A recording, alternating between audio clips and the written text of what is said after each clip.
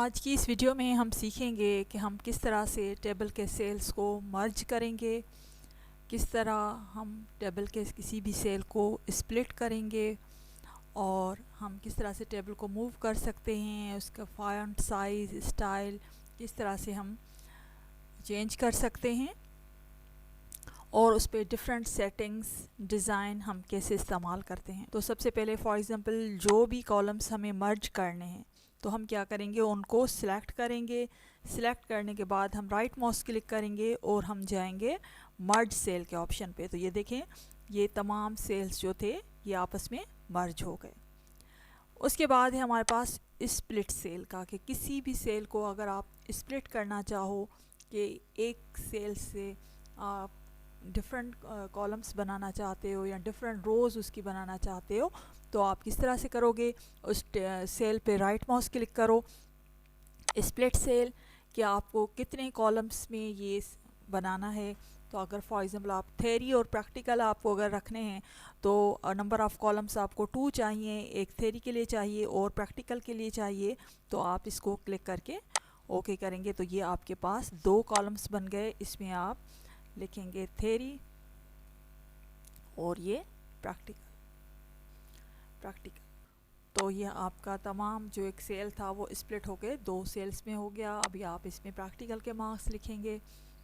तो हमने सीखा कि किस तरह से कोई किसी भी टेबल में डिफरेंट सेल्स को आप किस तरह से मर्ज करते हो और किस तरह से आप किसी भी कॉलम को स्प्लिट कर सकते हो।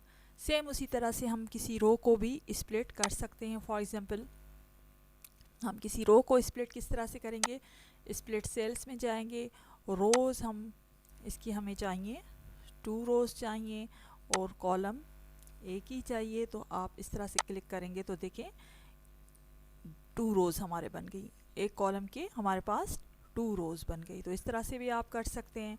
इसके बाद हम देखेंगे कि हम टेबल को कैसे मूव करते हैं, कि फॉर एग्ज़ाम्पल हमें हमारे पास ये 4 साइडेड जो एरो आर हैं, इसको क्लिक करके आप टेबल को कहीं भी मूव करवाना चाहें तो आप मूव कर सकते हैं। और इससे टेबल की साइज़ इंक्रीज़ या डिक्रीज़ करनी हो तो आप इससे टेबल की साइज़ इंक्रीज़ या डिक्रीज़ कर सकते हैं। ये कॉर्नर पे जाएंगे और ये जितना छोटा रखना चाहें टेबल, जितना बड़ा टेबल रखना चाहें आप रख सकते हैं।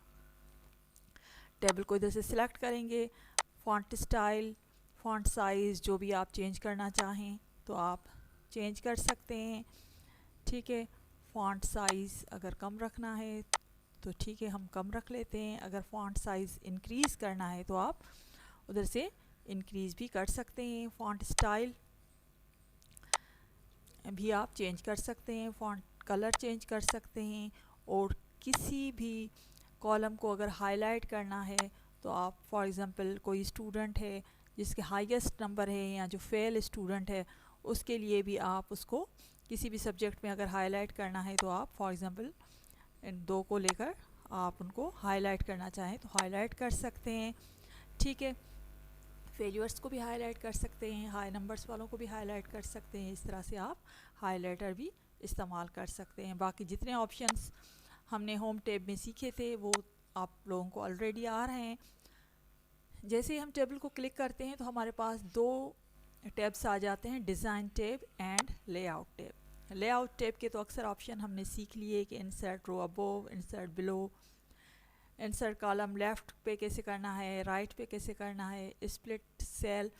अब है इसमें एक ऑप्शन है स्प्लिट टेबल, कि फॉर एग्ज़ाम्पल आपके पास ये टेबल है, बड़ी टेबल है। फॉर एग्ज़ाम्पल इसमें तो हमारे पास 5 रिकॉर्ड्स हैं, लेकिन अगर आपके पास बहुत ज़्यादा रिकॉर्ड्स हैं और आप टेबल को 2 हिस्सों में करना चाहते हैं तो आप क्या करेंगे, टेबल का रिमेनिंग पार्ट जो आपको अलग से चाहिए उसको सिलेक्ट करें और स्प्लिट टेबल को क्लिक करेंगे।